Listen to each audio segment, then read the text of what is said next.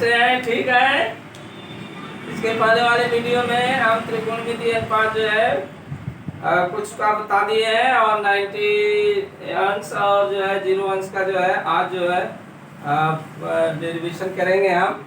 तो 90 अंश के लिए सभी त्रिकोणमितीय अनुपात जो है इसको बता रहा हूँ। 90 अंश के लिए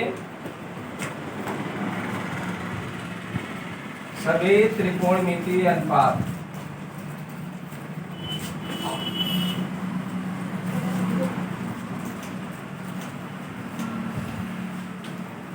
नब्बे अंश के लिए सभी त्रिकोणमितीय अनुपात में हम देखते हैं कि यहाँ पर जो है मूल बिंदु है और ये परिक्रामी रेखा है।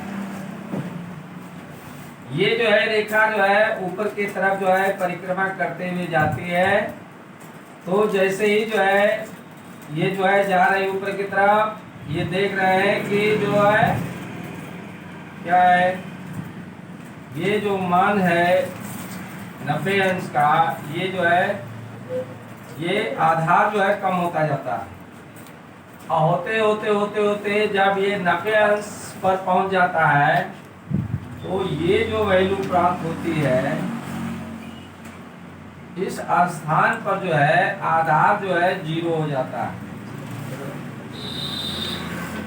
आधार 0 हो गया और लंब भी यक्ष हो जाएगा। ये लंब जो है यक्ष हो जाएगा और कर्ण भी जो है यक्ष हो जाएगा। इस आधार पर हम देखते हैं कि साइन 90 अंश बराबर जो हो जाता है लंब बटे कर्ण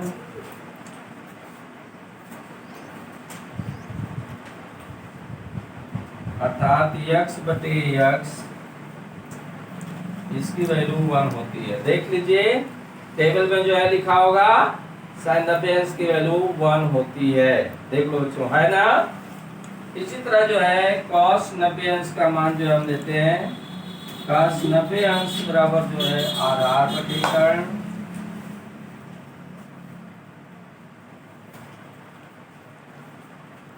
तो आधार जो है 0 है और कर्ण जो है यक्ष है, तो इसकी वैल्यू जो है हो जाएगी कितनी, 0। ठीक है बच्चों। अब जो हम चलते हैं tan 90 डिग्री, tan 90 अंश का मान लंब बटे आधार, लंब बटे आधार का मतलब हो गया लंब की वैल्यू जो है यक्ष है और आधार की वैल्यू 0 है। 0 से भाग परिभाषित नहीं है, क्योंकि 0 जो है हर में 0 से भाग परिभाषित नहीं है, इसलिए इसकी वैल्यू अनंत हो जाएगी। अब जो है हम क्रॉसेक 90 डिग्री पर हम चलते हैं, तो ये कर्ण बटे लंब होता है, कर्ण बटे लंब, ये बराबर हो जाएगा यक्ष बटे यक्ष, इसकी वैल्यू जो है 1 हो गई। और इसी तरह जो है सेक 90 अंश बराबर कर्ण बटे आधार, कर्ण की वैल्यू जो है 0 है, कर्ण की वैल्यू जो है यक्ष है और आधार की वैल्यू 0 है। 0 से भाग परिभाषित नहीं है, इसकी वैल्यू भी अनंत हो गई। और cot 90 degree is equal to हो जाएगा आधार बटे लंब, आधार जो है 0 है और इसकी वैल्यू लंब की वैल्यू यक्ष, अर्थात ये जो है 0। तो ये बच्चों जो है हुआ 90 डिग्री के लिए सभी त्रिकोणमितीय अनुपात हुआ। ये जो है सारणी में जो है आप लोग देख लीजिए। अब हम शून्य अंश के लिए सभी त्रिकोणमितीय अनुपात जो है ज्ञात करते हैं। तो इसी का जो है जस्ट जो है विपरीत में हम चलते हैं, देखिए कैसे जो है होता है। शून्य अंश के लिए सभी त्रिकोणमितीय अनुपात में जैसे कोई भी परिक्रामी रेखा है और ये जो है घूमते हुए, जैसे OA है, ये घूमते हुए ये आ रही है, अर्थात इसका आधार जो है बढ़ता जाता है। देखिए आधार जो है बढ़ता जा रहा है, बढ़ते बढ़ते बढ़ते बढ़ते, और ये जो दूरी है, देख लो जो कर्ण की वैल्यू जो है, ये जो लंब है यह 0 होता जाता है, और जैसे ही यहाँ पर आता है तो लंब जो है 0 हो जाएगा, आधार जो है यक्स हो जाएगा, और कर्ण भी जो है यक्स हो जाएगा। तो शून्य अंश के लिए सभी त्रिकोणमितीय अनुपात जो है हम निकालते हैं। देखिए बच्चों,